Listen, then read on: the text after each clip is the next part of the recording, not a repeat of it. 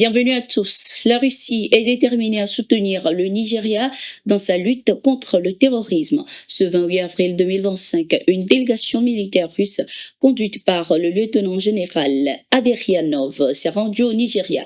Lors de cette visite, les responsables russes ont proposé des stratégies de lutte contre le terrorisme, renforçant ainsi le partenariat entre les deux nations. Ces propositions ont été dévoilées lors d'une rencontre avec le chef d'état-major des armées nigérianes, le général Christopher Moussa. La délégation russe a profité de l'occasion pour réaffirmer la volonté de son pays d'approfondir sa coopération avec le Nigeria, qualifiant ce pays d'Afrique de l'Ouest de partenaire essentiel.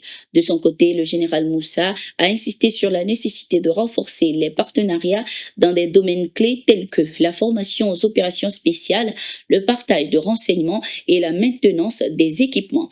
Il a également appelé à une meilleure collaboration en matière de renseignement et a remercié la Russie pour son soutien. Au Mali, lors d'une phase nationale de consultation tenue ce 28 avril 2025 au Centre international de conférence de Bamako, les forces vives maliennes ont recommandé une rupture radicale avec le système politique actuel. Parmi leurs propositions figurent la dissolution de tous les partis politiques et la désignation du général Assimi Goïta comme président de la République pour un mandat de 5 ans renouvelable. Présidée par le Premier ministre, le général Abdoulaye Maïga, cette session a rassemblé des représentants de la société civile, des leaders traditionnels et des membres de la diaspora. Les participants ont proposé de soumettre la création de nouveaux partis à des critères stricts, notamment une limite d'âge comprise entre 25 et 75 ans pour les dirigeants et une obligation de représentativité territoriale. Sur le plan institutionnel, une révision de la charte de la transition est envisagée pour officialiser l'installation du général Assimi Goïta dès 2025 à l'instar des autres dirigeants de l'Alliance des États du Sahel, AES. Toutes les élections sont suspendues et la présidentielle se déroulerait en un seul tour. Le gouvernement a salué ces mesures comme un tournant décisif vers une nouvelle gouvernance. L'Union africaine a décidé de tourner la page. Ce mercredi, l'organisation panafricaine a officiellement levé les sanctions contre le Gabon près d'un an après la suspension du pays suite au coup d'État du 30 août 2023. Dans un communiqué, le Conseil de paix et de sécurité de l'Union africaine a estimé que la transition menée par les militaires avait été globalement réussie, ouvrant la voie à une normalisation des relations. Cette réintégration intervient au moment où le général Brice Clotaire Oligui Nguema a été élu président en avril dernier avec près de 95% des voix scellant une transition politique express. Cette décision marque la fin d'un long chapitre pour le Gabon après plusieurs années de domination de la famille Bongo. Si le renversement d'Ali Bongo avait suscité l'espoir d'un changement, la nouvelle constitution qui renforce les pouvoirs présidentiels laisse planer des doutes sur l'avenir démocratique du pays. Aujourd'hui, le Gabon reprend sa place dans le concert des nations africaines. Reste à savoir si cette réintégration symbolique s'accompagnera d'une véritable ouverture politique ou si elle ne sera qu'une formalité de plus dans un pays où l'armée semble désormais tenir les rênes du pays.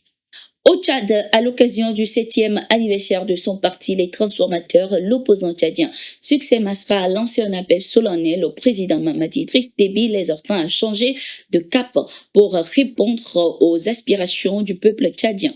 L'ancien premier ministre de transition écarté du gouvernement en mai 2024, après avoir obtenu 18% des voix à la présidentielle, plaide pour une rupture avec les anciennes pratiques et une gouvernance fondée sur la justice, l'unité et le progrès. Dans un message adressé à Mamadi Idriss Déby, Succès Masra insiste sur l'application de l'accord de Kinshasa, signé en octobre 2023, qu'il considère comme la base d'un nouveau contrat social. Il appelle notamment à des réformes dans les domaines sécuritaires, politiques et institutionnels. Bien qu'il ait initialement reconnu les résultats de la présidentielle, Succès Masra a ensuite boycotté les élections suivantes, dénonçant un processus opaque. Malgré les tensions, il se dit prêt à collaborer avec le régime à condition que le changement soit réel et soutenu par des actes concrets. Il espère que le 7 mai 2025 marquera le début d'un Tchad réconcilié et tourné vers l'avenir. Au Burkina Faso, en avril 2025, l'armée a mené une série d'opérations antiterroristes d'une ampleur inédite, neutralisant des centaines de combattants terroristes. Ces actions ont combiné reconnaissance offensive terrestre, embuscade et frappes aériennes ciblées, infligeant des pertes sévères aux groupes armés. Plusieurs de leurs bases ont été détruites et un important stock d'armes a été saisi. Les forces sécuritaires ont intensifié leurs efforts sur l'ensemble du territoire, marquant une pression militaire accrue contre la menace terroriste. Les autorités soulignent la détermination du pays à éradiquer l'insécurité. Ces succès interviennent dans un contexte régional tendu où la lutte contre les groupes terroristes reste une priorité absolue pour les pays du Sahel. Ainsi se referme cette édition de Getting sur Tout TV Africa. Merci d'être resté avec nous. Nous sommes en continu sur nos différentes plateformes.